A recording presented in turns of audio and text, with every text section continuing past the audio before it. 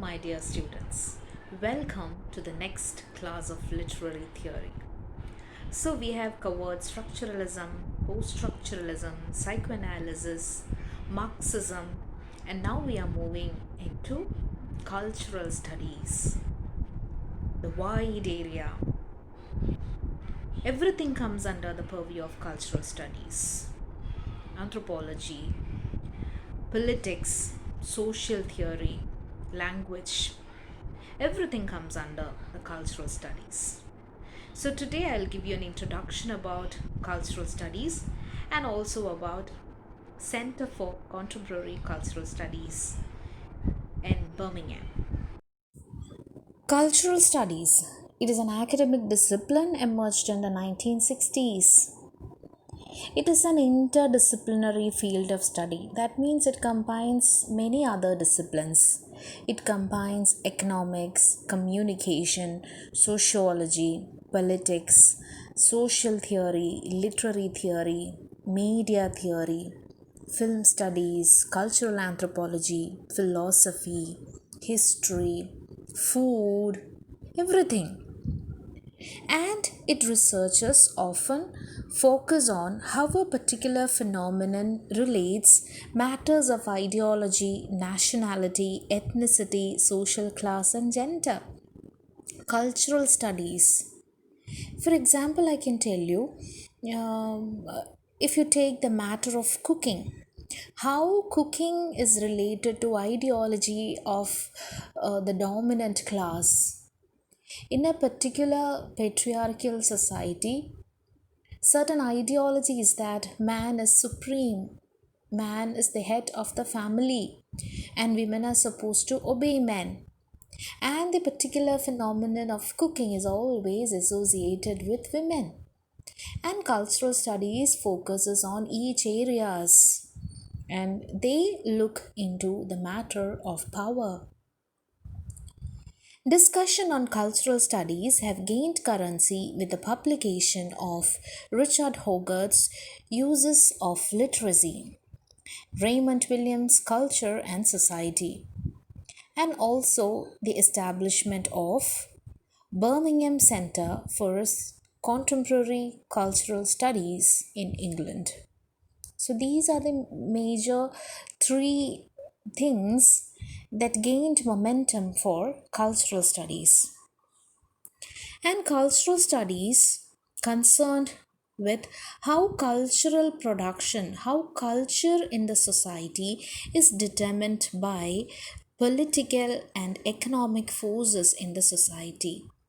How culture is determined by how the dominant society, how the economic forces determines the particular culture of the society. Culture studies look into that.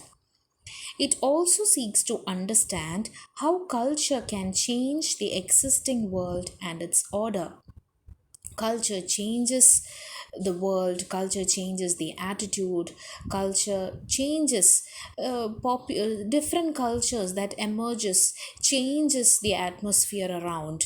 For example, when mobiles came, when vlogging came, we can say when cake culture itself came, those things actually changes the world around, the time around you. We can say COVID came, our lifestyle changed. Post COVID culture, we can say people became more conscious about their hygiene. They used sanitizers, masks, everything became so common in our life. It is a new culture. It changed the world. You can view several things in this view, in this perspective. You can analyze many things, the culture around you. It is not something as an academic thing, but it is also the lived reality around you. Culture. What culture do you follow? What culture do you follow? A normal student. We earlier culture is that a normal student would go to college, would come and study, sit back and study what the teacher asked you to do, isn't it? And now, what it is now, the culture is of online studying. And are you Familiarized with your books? It's a question mark. Education culture has changed. It's an online education. It is more of self learning. At the times of exams, you have to learn yourself. If you're not watching the videos and all now, if you're not looking the videos and you're not looking the text along with it, the time of exams, you have to sit and learn. It is self studying. Online learning is actually self studying also, self learning also. That is a different culture. Food culture, for example, lived culture, food culture. Malabar, we can say a different food culture is followed. North Indians follow a different food culture. South Indians follow a different food culture. Even in South India, we have Malabar. In the Malabar side, they follow a different food culture. Kottayam, they follow a different food culture. Even though it is famous, Kottayam meangri is different from the meangris that has been cooked at Malabar. Talasheri biryani is very different from the biryani that is served at Thiruvananthapuram, isn't it? To everything has particular, everything you can analyze in the view of culture. Earlier, people would say for any particular reason, അയാൾക്കൊരു സംസ്കാരമില്ല അവർക്കൊരു സംസ്കാരമില്ല എന്നൊക്കെ. But what is the definition of the samskaram? Isn't it? Culture is the lived reality. Earlier, there was high culture. We may try to emulate the culture. Even now, not earlier, even now, we have the tendency to emulate the high class people, their way of life. Consider their way of life is good. They are more cultured. That is an ideology among the people. That is a concept among the people. Yes, coming back to it. So it also seeks to understand how culture can change the existing world and its order. Now we have when the pandemic came, we have several people get into cake making, baking the cakes, and it became their culture. And vlogging is another culture. Mall culture, we can say one culture. Earlier, before pandemic, we had mall culture. People go to mall for chilling out. No, they many shops in one building. Earlier we had mall culture, but slowly it evades out. Now we have vlogging as a culture. Everybody has almost children use, they have their own channels, isn't it? So culture changes the existing world. Certain cultures, its principles and methodology of cultural analysis is significantly informed and influenced by Marxist critique of culture and society, and it is really influenced by Marxism. We have studied, no, in Marxism we have studied hegemony, ideology, and we have studied civil society, organic intellectuals, and we have studied many other theorists, Antonio Gramsci.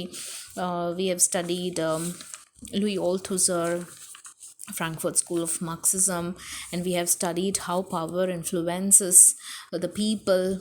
We have studied ISA, RSAs, isn't it? So Marxism influenced cultural studies. As Lawrence Grossberg writes, Lawrence Grossberg, in his work Cultural Studies in the Future Tense, he says that culture studies explores the historical possibilities of transforming people's lived realities and relations of power within which those realities are constructed. Culture studies actually discusses the possibilities of transforming, changing people's culture and the relations with the power. Culture studies by they actually can change the people's lived realities. Culture studies critically questions the common understandings, beliefs, and histories that shape the society. It actually questions the power relations in the society. It actually questions the common understandings. What can be the common understandings? One is patriarchal system. One is the influence of dominant class on the lower class, influence of their power on the lower class people. And it also questions the beliefs, the earlier beliefs. It can be the religious beliefs can be questions under the purview of cultural studies. That and histories that shape the society. What does it do? Cultural studies actually questions certain beliefs in the society, maybe the religious beliefs or the patriarchal belief systems or the power relations in the society. It questions the common understandings in the society. It also questions the histories that shape the society. And history is also written from a biased view. From the writing author's viewpoint, only history is written. And we don't have the correct the information we can trust it upon, isn't it? History is actually written from one person's point of view. Even though we can say video proofs are there for some or other event, it can also be biased because the angle in which they shoot it really affects the content. It can changes the viewpoints of the people. According to this theory, culture is the lived experience. It is the lived reality. Culture is the lived reality and not a fact to be understood and explained. Cultural studies emerged in Britain in the late 1950s as a result of the studies and the ideation of Richard Hogarth and Raymond Williams, who were later joined by Stuart Hall. These are the famous theorists who are associated with cultural studies. It emerged in the 1950s. And you have the seminal works, Publication of Culture and Society by Raymond Williams. In 1958 was a major event in the history of cultural studies. The publication of Culture and Society. In that work, he says that culture is a whole way of life. It is the way of life, whole way of life. And he understands, Raymond Williams understands culture as being made of two separate components. The first denotes a whole way of life, and second refers to the arts and learning. Culture includes our values, our beliefs, our customs, our language, our tradition. Culture involves all these things. Our traditions influence our values and beliefs. Also, traditions influence our customs. Culture is our way of life. Culture is reflected in everything what we do, in our way of dressing, in our way of talking, in our way of standing, sitting. Culture is reflected in our own life, and it also influences our ideas, creativity. Culture measures our quality of life and the health of a society, says Raymond Williams. Culture is a way of life. Raymond Williams actually overturned the familiar assumptions about culture in his book. Till then, culture, to be cultured means it was generally associated with the culture of the dominant class, culture of the elite class. For Matthew Arnold, for him, culture aims at perfection, harmonious and total perfection.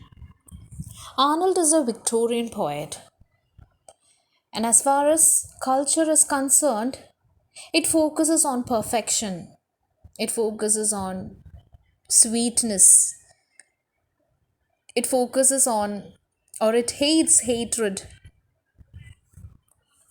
He speaks about culture in his work Culture and Anarchy, that is published in 1867 and 68. It was published in a magazine, his essay. So then Raymond Williams actually overturned this familiar assumptions about culture. Richard Hogarth founded the Center for Contemporary Cultural Studies at the University of Birmingham in 1964. Both Williams, Raymond Williams and Richard Hogarth, coming from working class backgrounds, the common background, working class people, and they are aware of the tradition of high culture that marginalizes the low culture. They spoke about the cultural practices of the working class and the marginalized sections. Together, the works of Williams, Hall, and Hogarth made cultural studies a prominent academic and theoretical field all over the world. The tradition of the high culture, it is the collection of ideologies, beliefs, or intellectual thoughts or creative thoughts that is often considered as refined and cultured and considered as educated, which is associated with educated elite people. High culture usually associated with refined people, intellectuals, or doctors, or the persons who are in the dominant positions in the society. And low culture is the culture of the common people's culture. And popular culture is something always related to everyday common people and their experiences of the world. Just look around and say, what is the popular culture of Trishur now or all over Kerala? What is the popular culture? People wanted to be sit inside their homes and to be safe earlier. No, at the beginning of the pandemic. Now we know that it is not going to end soon, so we have to back to new normal. Following the rules, we have to continue our living. We cannot sit inside our homes again now because, yeah, we know the reasons. Survival is important, but at the same time, sustenance is also important. And it is also the time of online learning. The popular culture of education is that it is the time of online learning, online education, self learning. And another popular culture is that we are using vlogging. There are numerous vloggers around us. And the popular culture is changing and consumeristic in nature. Low culture's receivers are the masses, the common people, common average people, the laborers, small scale businessmen, the common other people, barbers, drivers, everybody who are associated with the other works of life, other walks of life. And elaborating high culture again, one needs an education should be one should be educated to understand or appreciate high culture. For example, a person need to understand the painting of Michelangelo and all. They should know about art. High culture is very much concerned with the abstract ideas or even with fictional narratives that speaks about contemporary social problems. But in case of low culture, there is no explicit concern with the abstract ideas, and not even what to say, not even concerned about the contemporary social problems and issues. In the art forms of low culture, we can say in serials and all, serials are often associated with low culture because they are not addressing the main social problems. They are still dwelling in certain ideas of cliched tropes of daughter-in-law versus mother-in-law, multiple marriages and all. And low culture is easily accessible, and because one doesn't need a high quality education to understand or appreciate low culture, says theorist. For example, I told you it is consumerist in nature. People can easily understand Bollywood films or commercial films that comes around. But high culture art is quite different.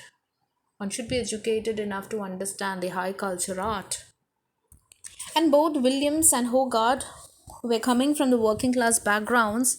They are aware of the tradition of high culture, which understands the societal problems, which go with the abstract ideas, or always associated with the elite class people. They were aware of the tradition of high culture marginalizing the low culture. Works of Stuart Hall, Richard Hogarth with the Birmingham Centre later expanded through other writers like David Morley, Tony Bennett. Cultural studies is interested in the process by which power relations organize cultural artifacts. How the power relations organize cultural artifacts, which is associated with food habits, music, cinema, and all. Culture studies, it looks at popular culture and everyday life, which were dismissed as inferior and unworthy of academic study. It looks at popular culture, everyday life, the culture of common people. That is to be understood. And culture studies actually transcend and the confines of a particular discipline such as literary criticism or history. It is politically engaged and it rejects the distinction between high and low art, or it rejects the distinction between elite and popular culture. And they say that Raymond Williams say that culture is the whole way of life. You cannot say there is high culture and low culture. That is a way of life. And it analyzes not only the cultural works but also the means of production. The theory of hegemony by Gramsci was very pivotal to the development of British cultural studies. It actually facilitated the analysis of the ways in which subaltern groups actively resist and respond to political and economic domination. I'm not moving into the explanations of these things because we have already discussed all these things under hegemony. Cultural studies also believes that we cannot read just cultural artifacts like novel or things like that, or movies we can say only within the aesthetic realm, only within or only to enjoy its beauty. But those cultural artifacts like movies or novels or any other thing, or we can say even our national flag, they must be studied within the social and material perspectives. For example, a novel must be read not only within the conventions of the novel, but also we have to look novel from now on in the view of the in profit of the publishing industry, its reviewers, the politics of awards, and so on. Have to study the cultural artifacts, the things that are created by humans, which gives us information about culture. These cultural artifacts should be considered in the aesthetic realm and also, but mostly it should be studied from the social and material perspectives. For example, I can tell you certain almost to a time till many movies were there, and in many of the movies you can see the names associated with the underworld dons are always associated with the names associated with certain with particular religion, and a man from another dominant class who belongs to a particular religion, particular caste, comes and saves the society. And you can study it as from another social perspective, like that particular people section of people, they are generating some kind of hatred towards the other set of religion. Everything you can study under the purview of culture. We can go on to a little more extent about cultural studies. Like, there is a cultural practice of giving dolls to girls. You can view this as a patriarchal notion that femininity, that making the girls to realize themselves unknowingly by they are weaker and delicate, and they don't need to be given soft things. Girls are gifted with Barbie dolls, and boys with cars, superheroes. And girls, they engage with the dolls, where like they groom them, they take care of the dolls. No, actually it is reinforcing the patriarchal ideas in the girls. Next, we are moving into Center for Contemporary Cultural Studies. Center for Contemporary Cultural Studies, CCCS, was a research center at the University of Birmingham, England. It was founded in the year 1964 by two theorists, Stuart Hall and Richard Hogarth. Richard Hogarth was the first director. From 1964 to 2002, the center played a major role in developing the field of cultural studies. The center was the focus for what became known as the Birmingham School of Cultural Studies. I told you earlier, Richard Hogarth's work, Raymond Williams' work, and this center played a pivotal role in developing cultural studies. After its first director, Richard Hogarth, departed in 1968, center was led by Stuart Hall, and he was succeeded by another theorist, Richard Johnson. The Birmingham CCCS approach to culture and politics evolved from a complex moment within British post-war history. It was a time after major wars. The center had a profound effect on the socio-cultural analysis, analyzing the socio-cultural socio-cultural events, and it had effect on spread of interdisciplinarity in the cultural studies. Culture studies, under the culture studies, every discipline comes under culture studies nowadays. I told you the food, celebrity, anthropology, or whatever, many other disciplines come under the purview of culture studies. Sociology, politics, communication, philosophy, art, everything comes under culture studies. And this interdisciplinarity of the culture studies is influenced by CCCS. The work of the center was characterized by a radical new left influenced anti elitist approach to culture and ideology, focusing, for example, on subcultures, the media, and the state. It had a different approach towards culture, and it was anti-elitist culture or against the high culture. It embraced all cultures, acknowledged culture is the whole way of life. New left influenced anti-elitist approach to culture and ideology. New left was a movement in the 1960s that arose in Europe and America, and they campaigned for issues like civil rights, political rights, feminism, gay rights, gender roles, drug policy reforms, abortion rights.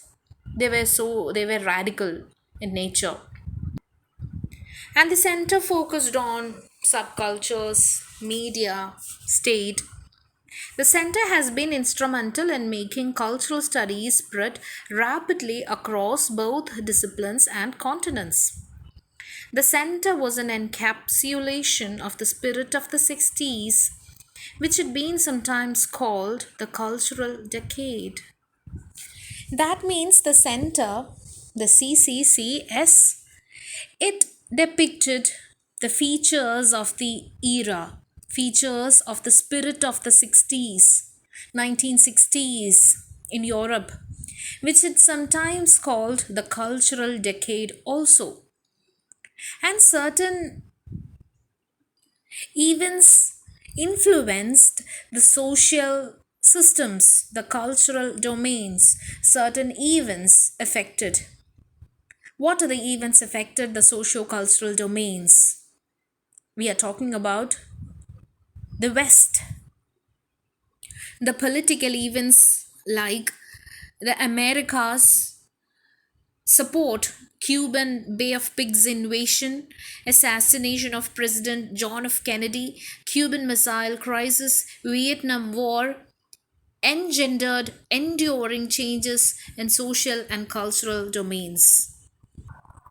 These events actually gave rise to new social and cultural domains. The Bay of Pigs invasion, that was in the year 1961, it was a failed attack by America during Kennedy's power, Kennedy's administration against Cuba to push the Cuban leader Fidel Castro from power. Invasion was in the year 1961. In the year 1959, Fidel Castro and his army overthrew the nation's president, General Fulgencio Batista. They overthrew this president, and this president was backed by American President Kennedy. And the America tried to remove Castro from the power. And in 1961, they launched a definite strike, that is invasion of Cuba by about more than 1,000 American trained Cubans. With these 1,400 American trained Cubans, they tried to invade Cuba, but the invasion did not go well, and the invaders were outnumbered by Castro's troops, and they surrendered. And also, the assassination of President John F. Kennedy gave rise to new social domains. The president was shot dead when he was traveling, when he was riding in his presidential motorcade. With his motorcade rushed to hospital, but he was dead. The time 1961, when Kennedy became president, the African Americans, they were denied of right to vote, and they were barred from the public facilities, and they were subjected to insults and violence. And black Americans faced a lot of discrimination in housing, employment, education, and many other areas. And the civil rights movement made progress, and change was there. Civil rights movement then launched in 1964, and it outlawed the discrimination that was based on race, color, religion, sex, national origin, and it also prohibited the racial segregation in schools, and prohibited employment discrimination. And the act remained one of the most significant achievement in American history. It was after the death of John F. Kennedy. Then president was Lyndon B. Johnson. So there were many social changes in the West. Then Cuban Missile Crisis and Vietnam War also gave rise to new social and cultural domains. Cuban Missile Crisis, that was in the year 1962, that was a dangerous confrontation between United States and Soviet Union, and the two superpowers came close to the nuclear conflict. Soviet Union, they began to install nuclear missiles in Cuba. Then the United States refused to allow this, and after a few days, after like 13 tense days and many secret negotiations, Soviet Union then agreed to remove the missiles. It was in the year 1962. And in the Vietnam War, that was in the year from 1955 to 1975, between North Vietnam and South Vietnam. And North Vietnam was supported by Soviet Union, China, and other communist allies, and South Vietnam was supported by United States, South Korea, and other anti-communist rallies, and there also many Americans lost their lives. And these events actually gave rise to new change, a change in social and cultural domains in the West. The rise of anti-war movements were strong. Anti-war movements were there. Anti-establishment narratives emerged. That is, anti-establishment is that a belief which stands in opposition to the conventional principles of the society, or conventional social political principles of the society. And so the narrative also supported this anti-establishment views. And also the rise, then we can say, anti-colonial protests were there, many freedom struggles were there, and the widespread likeness for marginalized cultures uh, at that point of time. And in the society, it was the ascent of youth culture, subculture, feminism, environmentalism. These all were the most crucial social and cultural changes in the West. And then the Birmingham Center was founded in the year 1964. There was a major social and cultural change. There were major changes were happening in the society. Stuart Hall, who was at first associate director, later became the director following Hogarth. Hogarth and Hall and Raymond Williams, they initiated the study of culture from the mass, from the common people, a shift towards working class. Hall encouraged young scholars of the center to study the everyday lives of the popular classes. They were studying the life of the popular classes, the middle class people, the working class people. They were studying the culture, they were studying the traditions, social customs, culture of the working class people. Culture includes everything: traditions, customs, beliefs, languages, everything that came under the popular culture. What all things they were focusing on when they were studying popular culture: food habits, music, films, plays, reading habits, dress patterns, stars and celebrities, dollars and magazines became the subject of the study in the center. They studied the working class culture, the popular culture at that time, and they studied the popular culture in the society, studied food habits, studied music, studied popular films, plays, the reading habits of the people, how their dressing style is, the stars and celebrities, the dollars and magazines. It all became the subjects of study in the center. The methodologies formulated at the center were informed by a wide range of theories, the foremost being that of Louis Althusser and Antonio Gramsci. The approach was truly interdisciplinary. The center inaugurated a new practice of literary critical analysis of popular culture, a new practice of analysis of popular culture. The center, which began as an academic response to the immense cultural changes of the post war era, was abruptly closed in 2002, causing worldwide protest from the academics. 2002, it was closed. So today we have started with cultural studies, and we have also looked in a Center for Contemporary Culture Studies, CCCS, in Birmingham. So that's it for today, and tomorrow we will start with Raymond Williams. Thank you. Study well.